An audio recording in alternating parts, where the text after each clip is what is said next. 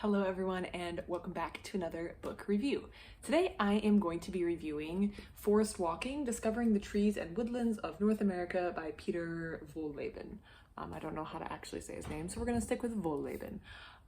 He apparently has written a previous book called The Hidden Life of Trees, and I believe he is more famous for this book, and this is a more recent book that he has put out. But I decided to pick this up because I love hiking, I love walking in forest. I'm lucky enough to live in an area where there's a lot of forest that I can access. So yeah, I have a great time doing it, and I wanted to see his experience with walking in forests.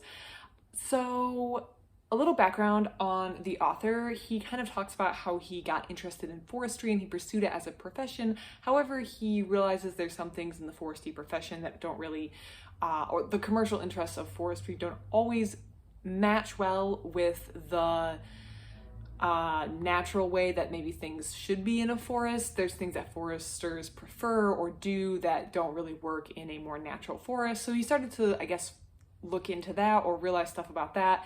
And yeah, he just slowly, or maybe not so slowly, fell in love with forests and everything is in it.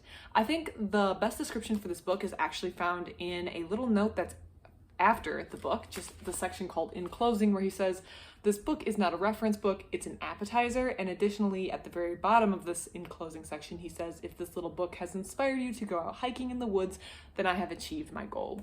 So this is clearly not a reference book of every frog, toad, amphibian, bird, tree, plant, bush, berry, mushroom that you're going to find in the woods.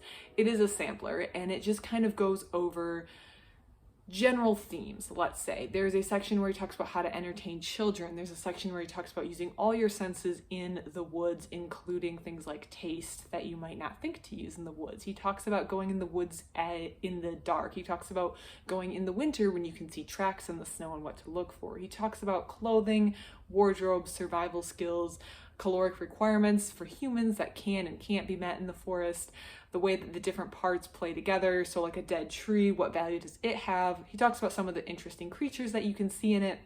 And I do think that the title is actually a little bit misleading. There is a lot of information about North American forests in here, but he also references forests in his native Germany. So I feel like this is kind of just an introduction to forests, maybe not rainforests or tropical forests, and it is primarily North America, but he does also make a lot of references to his forests that he has in Germany.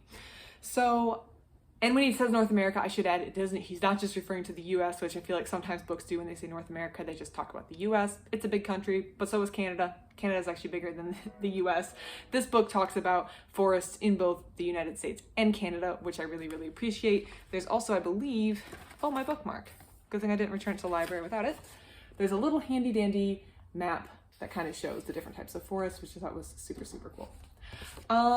Forest walking. Yeah, I have to say that the one thing that you will notice when reading this book is his enthusiasm, and it bleeds through the page, and it made me want to go out and hike so badly. Actually, it made me just go out and hike. I took a couple trips and I did some hiking and I got in some woods and I just got out because his enthusiasm is infectious and he really makes you want to slow down on your hike and not just get it done or get through the section, but turn over the logs and kind of poke around in the brush and see what's out there. I think his enthusiasm is what makes this book so enjoyable, because you can really tell that he's passionate about the subject. He's not just writing a book because, well, he's an industry expert and he's going to write the book on forest walking. No, he actually really enjoys it and he wants you to enjoy it too. And that enthusiasm, no matter what the topic is almost infectious. Even if you have never walked in a forest in your life and aren't really sure this is something that you really want to do, I think his enthusiasm, even if you decide that it is not for you, his enthusiasm makes you interested in reading what he has to say, which I really, really enjoy. So yeah, I love this book. It did exactly what he wanted it to do. It was an appetizer and it got me interested in hiking. Well, I shouldn't say that. I was already interested in hiking, but it prompted me to go out and take some hikes over the weekend that I may have taken without his prompting, but he definitely made me approach those hikes with a new, fresh set of eyes.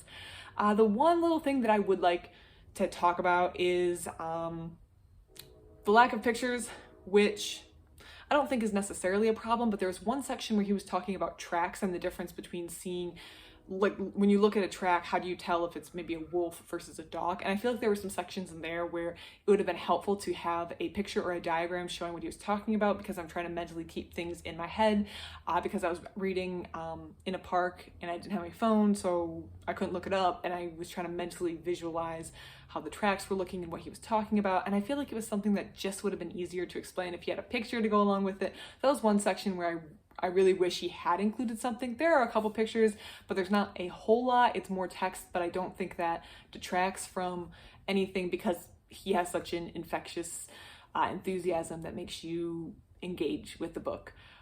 So I don't think the lack of pictures are necessarily a problem. I would probably give this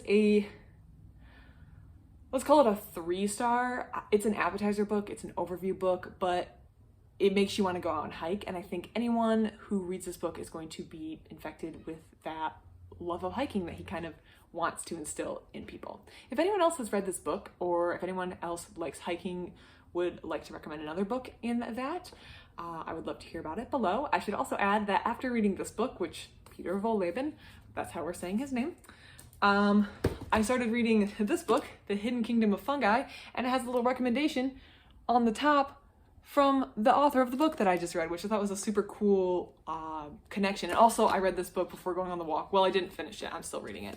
And then I was looking at all the mushrooms. So I feel like these actually played really well together. And while I'm only reviewing this one because I haven't finished this one, I think I'm going to have a lot of good things to say about this book as well. Anyways, that's a little side tangent. I would probably give this a 3.5 stars. It was a great book. I highly recommend it to anyone who loves forests, love hiking in forest, or for anyone who likes reading, because honestly, you're going to love his style of writing and love the way that he approaches the topic. So yeah, that's my review. I hope everyone enjoys the rest of your day, and thank you so much for watching. Thank you.